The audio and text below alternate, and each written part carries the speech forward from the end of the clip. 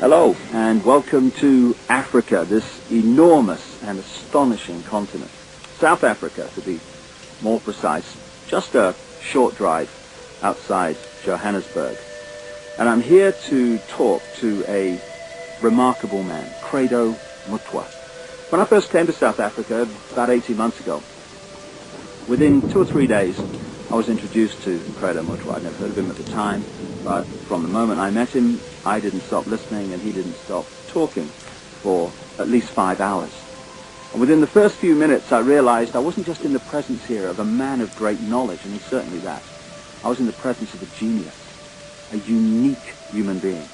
And Credo Mutwa is without doubt the most incredible man it has been my honor to meet.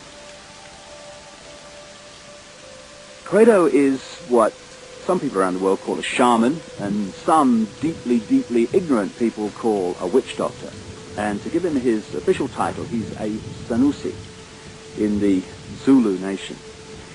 Sanusi is the carrier, the keeper of the ancient knowledge of so much, including the ancient knowledge of history of Africa, where all this came from, where the people came from, what the truth of history is, instead of the largely nonsensical version of history that we get through the universities and the schools from very, very well-educated professors, you know. There are only 2 Sanusis left in South Africa. Credo is one. And that's terrifying, because it means the true version of the history of this continent dying, being lost to this official nonsense that we're told is history, but it's absolute garbage. History has been rewritten, and the people who can put that history together again are going out of this world as they age and are not replaced.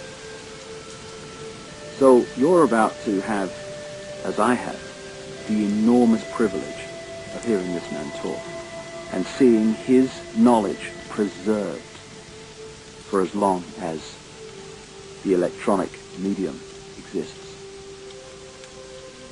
He is the official storyteller and keeper of the history, the knowledge of the Zulu people. But you know, knowledge is a very dangerous thing when you're trying to hold people down into a mind prison, you're trying to manipulate them, you're trying to control them. And so people like Credo Mutwa, who have the knowledge to rewrite history and therefore rewrite the present, they are very dangerous people to those that wish to control and suppress. This man has had endless threats to his life, endless attempts on his life, right up to the last few days. And he has upset the hierarchy of his own people as much as he's upset those others in other cultures and other races that wish also to suppress the truth for reasons of preserving their own religious domination or keeping people in ignorance. And so I've come here to talk to Credo at length about many things, and this is a series of unique videos with a unique man. And what we're going to start out with is to concentrate on a bizarre story, an off-the-wall story, you would think, but one which he is confirming at every turn from his own background, his own unique knowledge of this continent.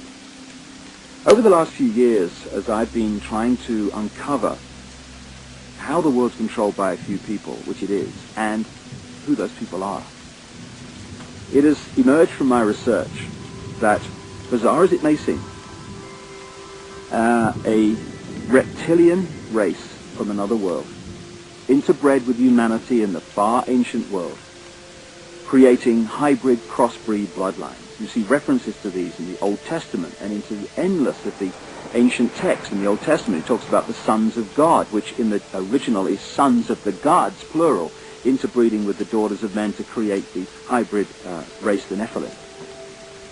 These gods were the literal gods of the ancient people, and they used to sacrifice people literally to the gods. And these crossbreed bloodlines, as ancient accounts tell around the world, were put into the positions of ruling royal power in the ancient world.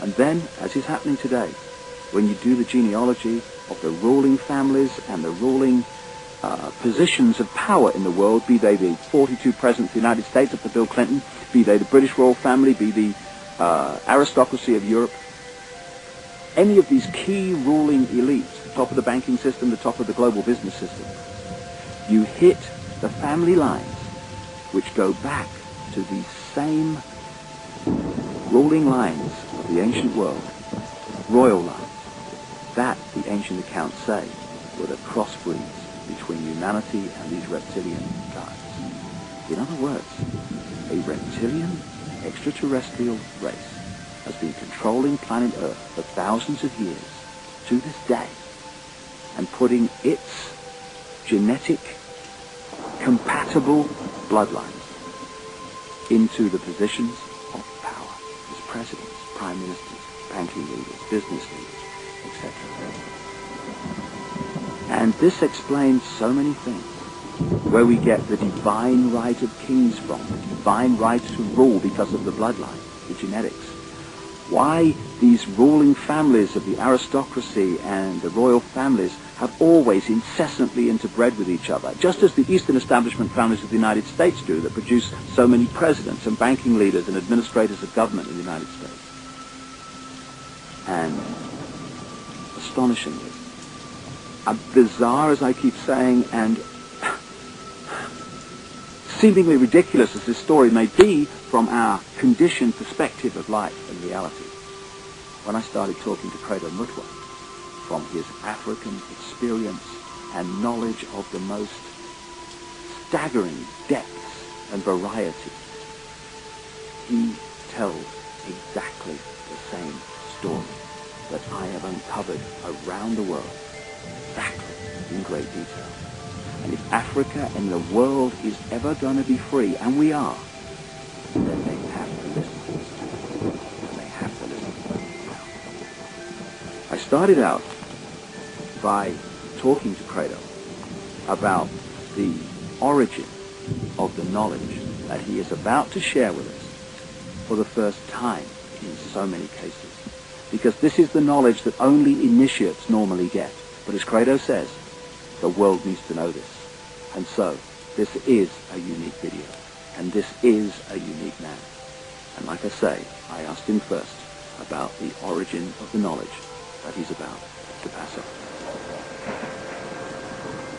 When the white man started destroying our religion, when he started demonizing our gods, when he started ridiculing what we believed in and actually using educated Africans to destroy that ancient African religion, in many parts of Africa, our ancient religion went underground. And there were, call them secret societies, all over South Africa and Central Africa and East Africa and West Africa, where this knowledge was stored and kept by